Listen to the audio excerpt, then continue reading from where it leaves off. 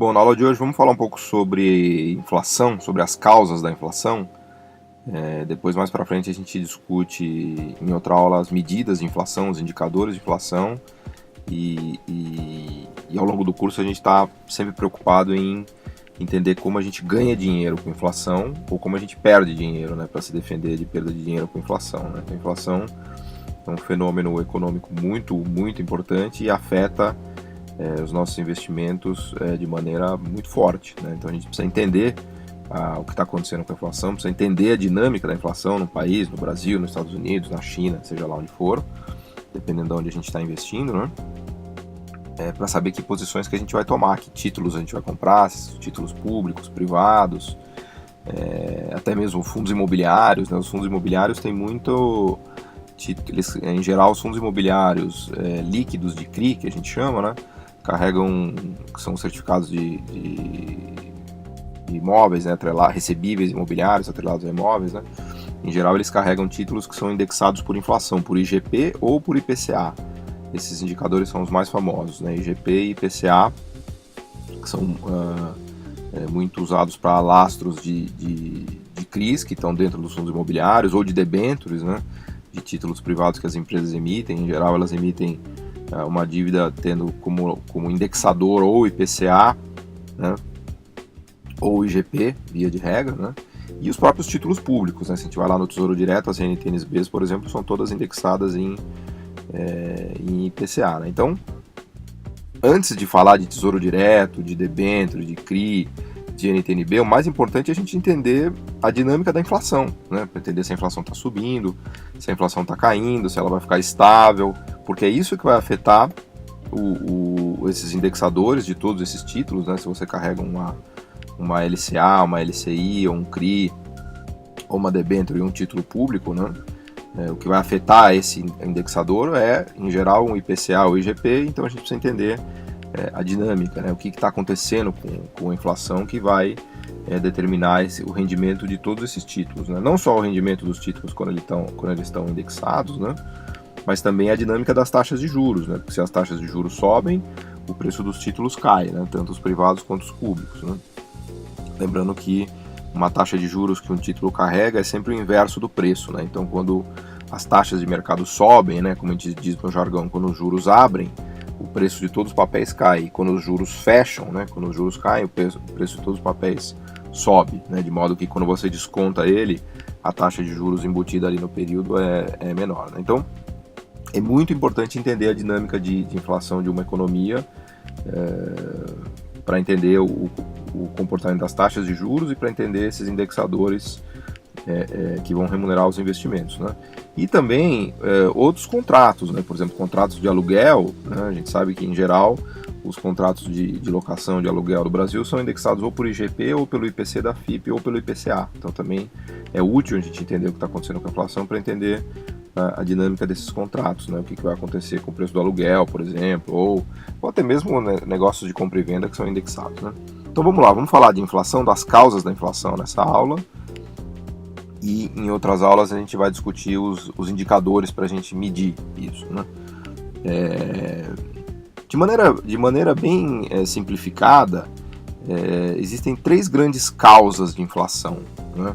Para a gente entender por que um país pode estar passando por um período de inflação acelerada, ou de deflação, ou de desinflação, né? Que inflação, é importante lembrar que é um aumento generalizado dos preços, né, de todos os preços, e desinflação é uma queda generalizada de todos os preços, aumentos menores, e deflação é preço negativo mesmo, é queda de preço nominal, né? Então, o que causa inflação? Em geral, os economistas dividem essas causas em três grupos, né? O primeiro grupo, mais importante de todos, é o nível de atividade econômica, né? E junto com o nível de atividade econômica vem a taxa de desemprego, né? Como a gente viu no primeiro bloco desse curso, a economia pode estar acelerando ou desacelerando, pode estar num nível de atividade muito alto ou num nível de atividade muito baixo, né? Se a economia está num nível de atividade muito alto, o nível de desemprego está baixo, né? O que explica o baixo desemprego é uma economia aquecida, né? Uma economia que está com nível de atividade alto, né? E nesses momentos começa a haver pressão de aumentos de salários. Se o desemprego está muito baixo, por 6, 5, 4%, como a gente tem visto nos Estados Unidos, por exemplo, agora em 2017, 2018, né? Se o desemprego está muito baixo e a economia está aquecida, está crescendo 2, 3% durante vários anos, começam a surgir pressões de aumentos de salários, né, no mercado de trabalho, e de aumentos de preços das empresas, né, porque tem muita demanda, as pessoas estão consumindo os bens e serviços, então as empresas aumentam preços, né, e os trabalhadores conseguem negociar melhoras de salários porque há demanda por trabalho, né, há muita demanda por trabalho. O desemprego baixo é um sinal de que há muita demanda por trabalho. Então, se há demanda por trabalho, o poder de barganha dos trabalhadores aumenta e os salários aumentam, né? Então, esse aumento de salários e preços, se for muito forte, pode causar inflação, né? Por isso que a gente diz que a causa número 1 da inflação é uma economia muito aquecida, extremamente aquecida, superaquecida, né?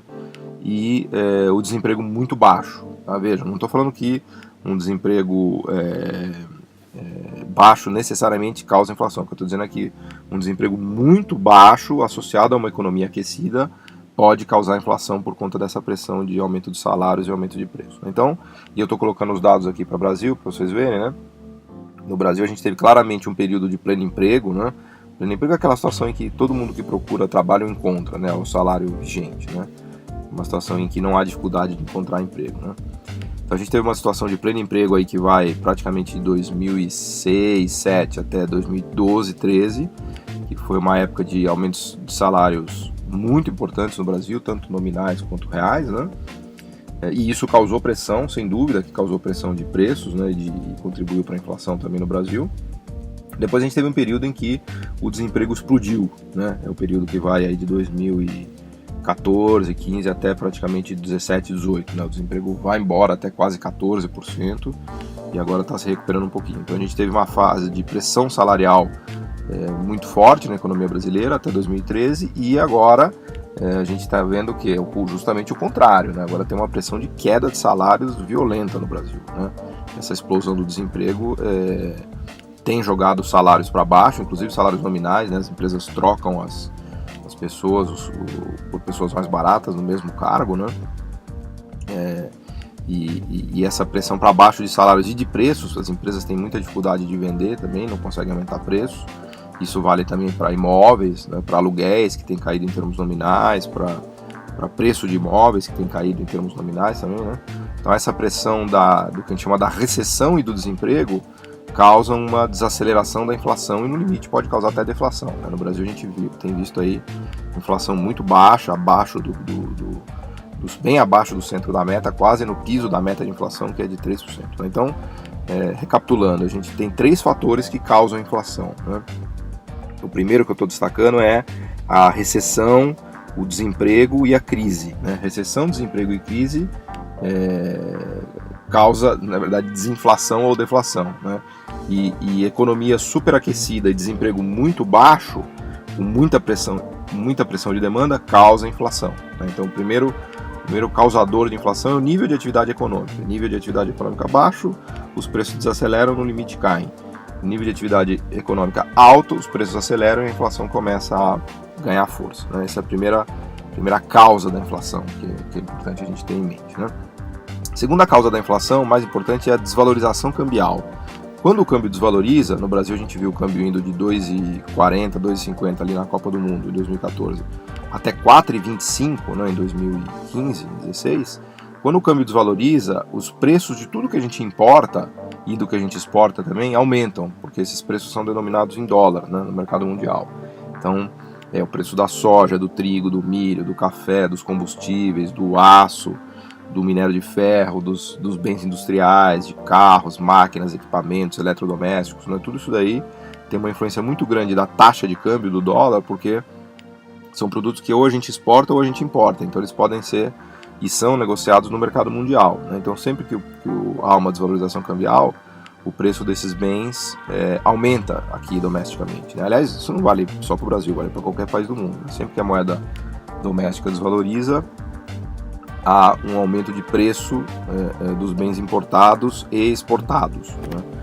Isso vale para qualquer país do mundo porque, de novo, são bens que a gente chama de tradables, né? Que são negociados no mercado mundial, né? Tanto as commodities quanto as manufaturas, né? Então, a desvalorização cambial tende a ser muito inflacionária, né? Ela aumenta muito o preço desses bens transacionáveis e acaba repassando, esse aumento de preço acaba sendo repassado para os outros preços da economia, né? De serviços, dos preços domésticos que não são necessariamente negociados lá fora, né?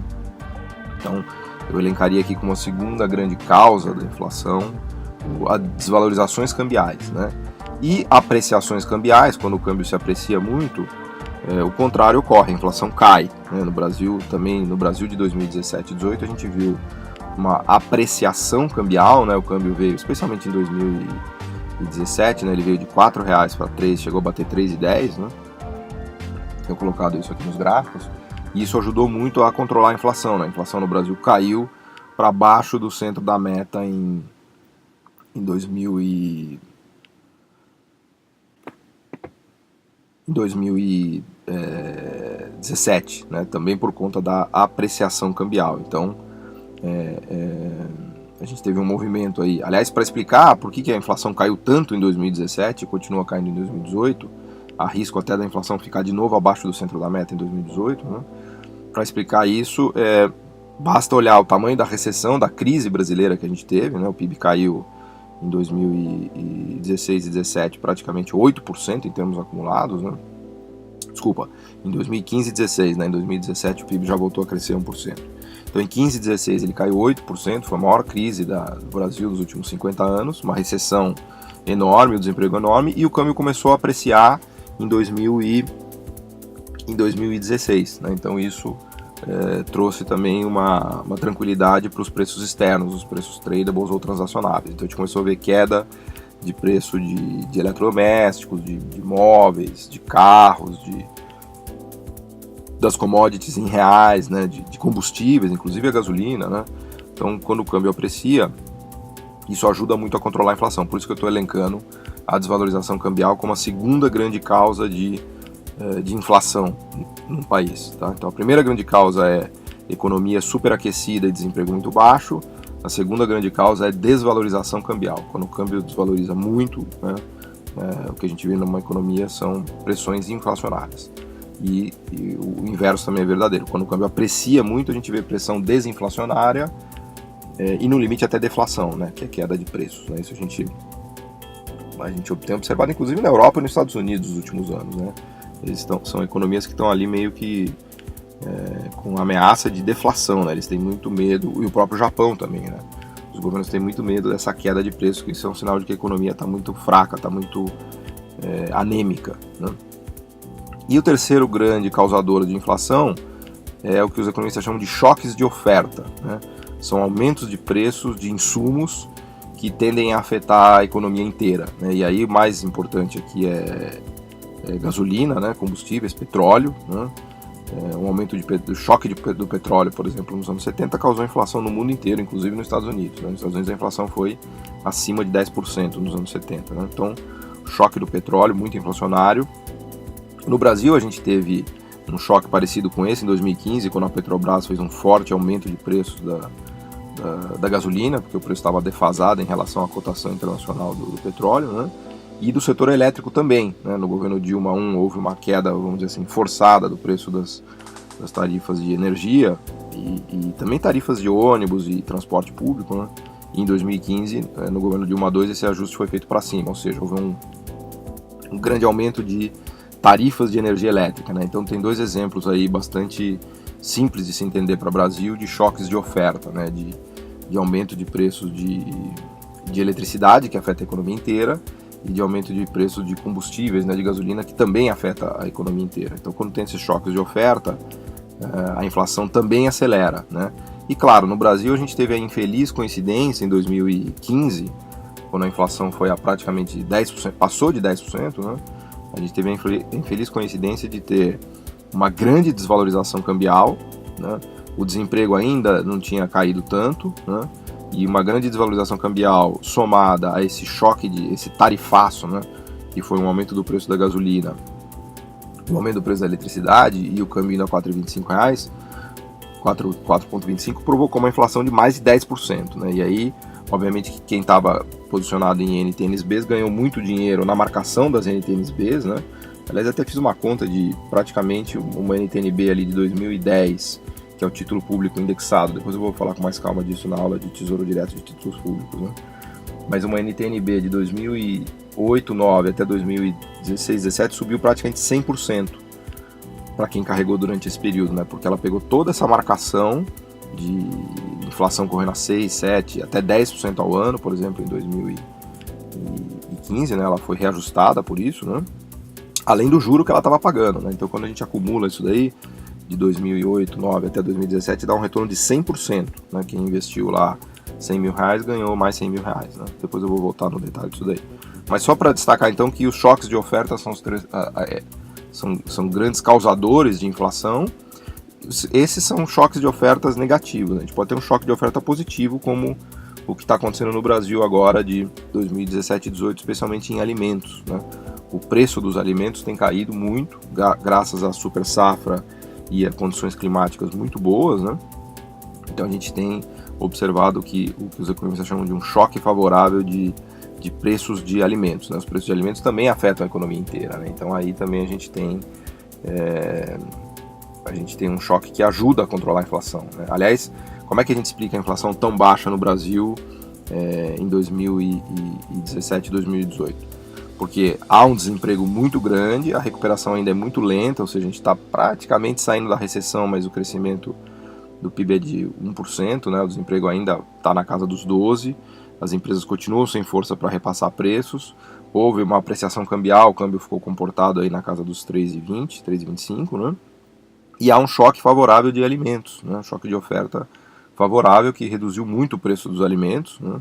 E essa queda do preço dos alimentos tem contribuído para a queda geral da inflação, né? Então, assim como a gente explica a inflação subindo em 2015 e 2016 com a desvalorização e com as tarifas e preços de energia elétrica e gasolina, agora a gente explica a queda da inflação com a recessão, com a crise, com a apreciação cambial e com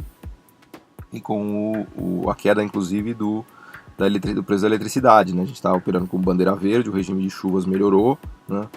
Como o regime de chuvas melhorou, o preço da energia tem caído, né? A gente tem um sistema tarifário de bandeira verde, amarela e vermelha, né? Quando está faltando água, chovendo pouco, vai para vermelho, o preço da energia sobe. Quando está sobrando, quando o regime de chuvas melhora, vem para verde, o preço da energia cai, né?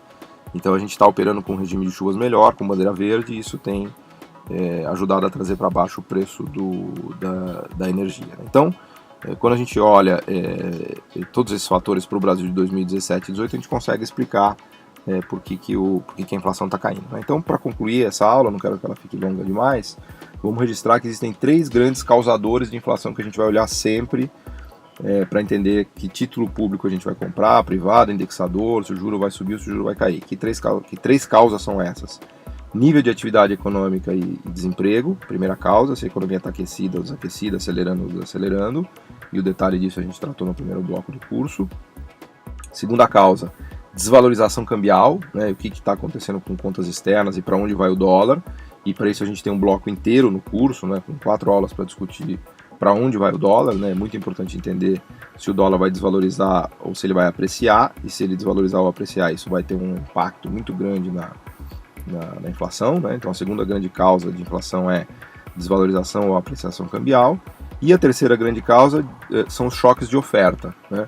Especialmente energia, combustíveis e alimentos, né? A gente precisa ver qual é a tendência de preços de energia, de combustíveis e alimentos, ver se eles estão subindo, se eles estão caindo, né? Conjugadamente ou não. Às vezes a gente pode ter situações em que esses três grupos sobem ou esses 3 grupos caem, né? Tem inclusive um indicador do BC que eu gosto muito de olhar, que é o ICBR, que acompanha o preço desses bens, né? Tanto de agro, quanto de energia, quanto de combustíveis, né? Então os choques de ofertas podem ser favoráveis ou desfavoráveis, né? Provocar aumentos de preço ou queda de preço, né? E, no geral, a inflação vai depender dessas 3 causas, então, do nível de atividade, nível de desemprego, né? Que eu estou chamando de primeiro grande causador, posição do câmbio, desvalorização ou apreciação, segunda grande causa, e terceira, choques de ofertas, favoráveis, positivos ou ou negativos, tá? Esses são os três causadores da inflação. Isso vale para o Brasil, vale para a Alemanha, vale para a Itália, Europa, Estados Unidos, Japão, China, qualquer país. A gente consegue explicar a inflação a partir do estudo dessas causas, né? Falta falar um pouco de inércia, né? O Brasil tem uma tradição de inércia, né? De contratos indexados e que vem da tradição inflacionária brasileira, né? Mas isso eu vou falar numa próxima aula, que eu vou dedicar um tempinho para explicar essa questão do passado inflacionário brasileiro e da inércia, né? Porque a inércia e a indexação, vou explicar melhor o que é isso, né? A inércia e a indexação podem atrapalhar o processos já de aumento de inflação, né? Podem dificultar ainda mais o controle da inflação, tá? Mas isso é um tema para uma próxima aula, tá bom? Obrigado.